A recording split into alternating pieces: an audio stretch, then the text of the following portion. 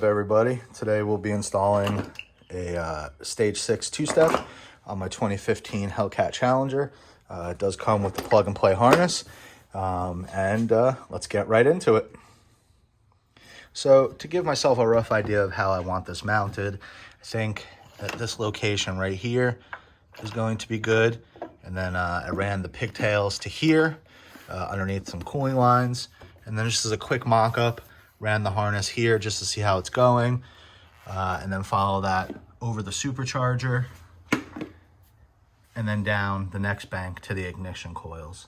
What I think I'm going to do is, for installation, I'm just going to remove the intake for now, just to make sure that I can get to the coil packs easily. So let's start with that.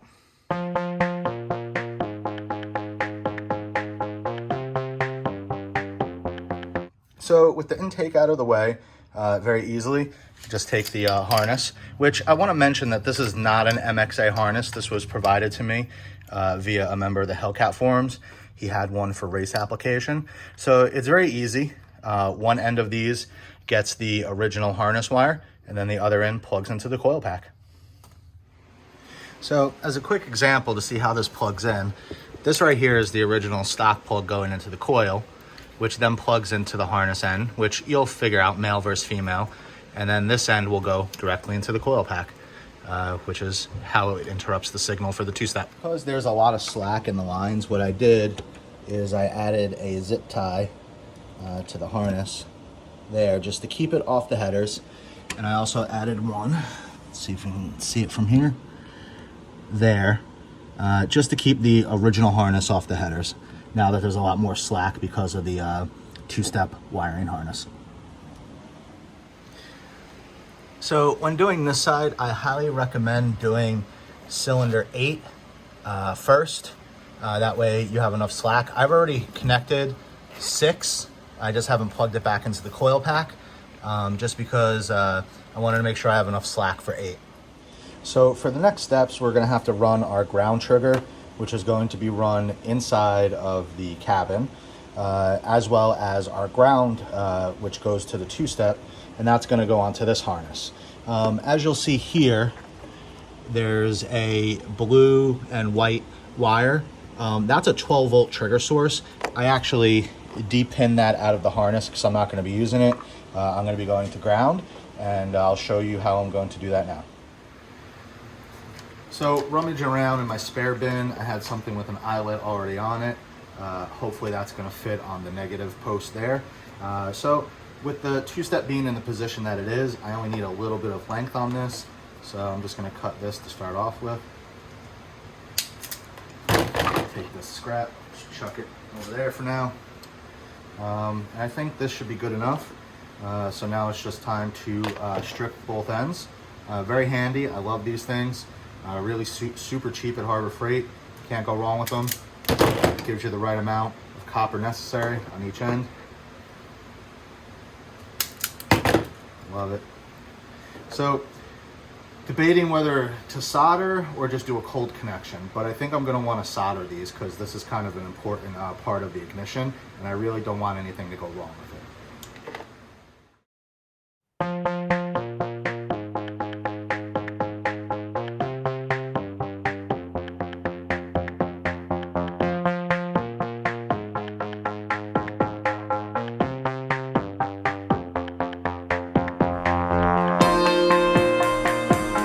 So I now have the negative in. It's tied into the negative battery post there. So that's good. Now we need to run the blue trigger wire to the ground. So let me show you what I'm going to be using. I have this little bracket here with a toggle switch that when the brake hits it, it'll activate the two-step. What I'm going to do is that this will go to ground here. And then this will be running to the two-step box.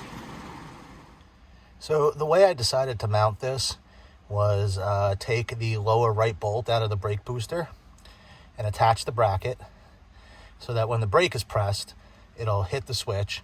And the way that I routed the blue ground wire is as follows. So gave it a little bit of a relief, tied it to the body harness there.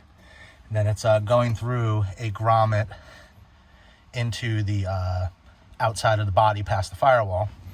And the way that works out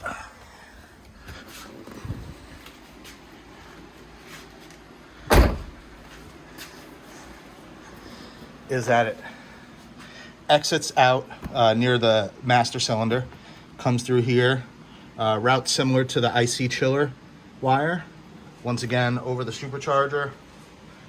A little bit more slack than I like, but it is what it is, and comes around and then ties into the two-step right there.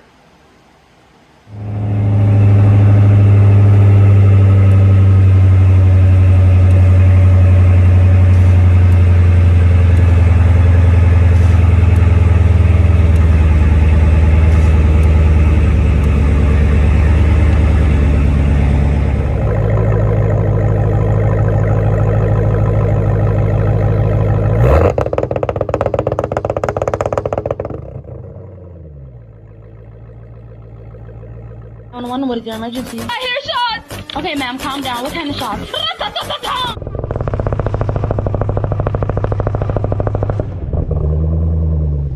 Really happy with how this turned out. Everything worked fine. I got it set to around 1200 RPMs, which is, I think, more than enough for a hit on this car with this weight. Haven't figured out mounting solution yet. Don't know if I want to Velcro it or use some self-tappers in there onto the body to keep it nice and secure. I did add some more zip ties over there to keep it off of the supercharger.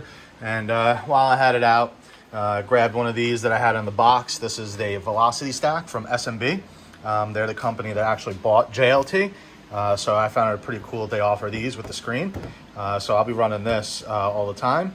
And yeah, if you like what you saw, leave a comment, share, and subscribe. See you around.